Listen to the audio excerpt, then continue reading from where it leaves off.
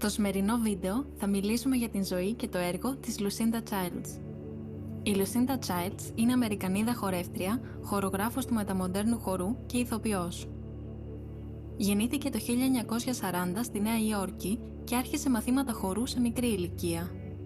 Οι σπουδές της μοιράστηκαν μεταξύ χορού και υποκριτικής, καθώς δεν ένιωθε πως μπορεί να εκτελέσει τις χορευτικές κινήσεις τέλεια. Ωστόσο, όταν το 1959 βρέθηκε στο Colorado College, γνώρισε τον Merce Cunningham και αποφάσισε να ασχοληθεί αποκλειστικά πλέον με τον χορό. Στο στούντιο του Cunningham ήρθε σε επαφή με την Yvonne Rainer και παρουσίασε τα πρώτα της solo στα πλαίσια των εργαστηρίων της Judson Dance Theatre Collective, της οποίας και έγινε μέλος το 1963. Όπως και η σύγχρονή της στην πειραματική σκηνή της Νέας Υόρκης, η Childs χειρίστηκε ένα απλοποιημένο λεξιλόγιο που περιελάμβανε το περπάτημα, την στρέψη, μικρά πηδήματα και αργότερα άλματα.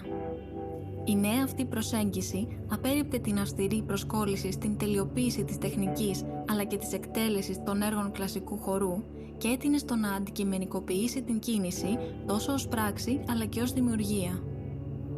Σε αντίθεση με πολλούς από τους δημιουργούς της Judson Dance Theatre Collective, τα έργα της δεν παριλάμβαναν αυτοσχεδιασμό και καθημερινές κινήσεις, αλλά αυστηρές πειθαρχημένες δομές. Την ενδιέφερε βαθιά η ικανότητα να αντιλαμβάνεται την κίνηση ως καθαρή δράση, απογυμνωμένη από το συναισθηματικό και νοηματικό περιεχόμενό της. Με την πάροδο του χρόνου, παρατηρούμε την εξέλιξη του τρόπου με τον οποίο συνθέτει, κατακτά και διαφοροποιεί τις κινήσεις, ειδικότερα για ensemble έργα.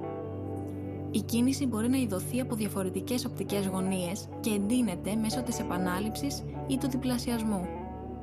Από το 1970 και έπειτα αρχίζει να ενδιαφέρεται για τις αρχιτεκτονικές δομές και γεωμετρίες, συμπεριλαμβάνοντας αυτόν τον τρόπο σκέψης στα έργα της Einstein on the Beach το 1976, Dance το 1979 και Available Light το 1983.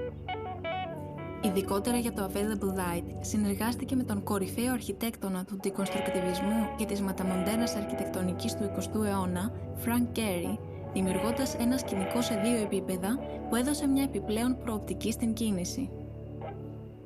Οι συνεργασίες της με σπουδαίους καλλιτέχνες, κυρίως μινιμαλιστές, ποικίλουν. Μερικοί από αυτούς είναι οι Robert Wilson, Philip Glass, Γιάννης Ξενάκης και Γκέργι Λίγκετι.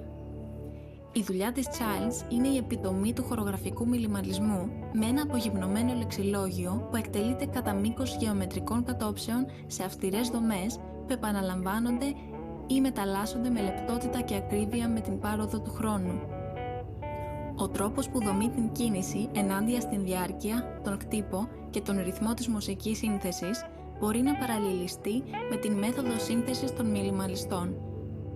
Το ενδιαφέρον της για την επανάληψη ως συνθετικό εργαλείο έχει επεκταθεί για να συμπεριλάβει τους κανόνες, τα θέματα και τις παραλλαγές και άλλες τεχνικές κλασικών και σύγχρονων συνθετών.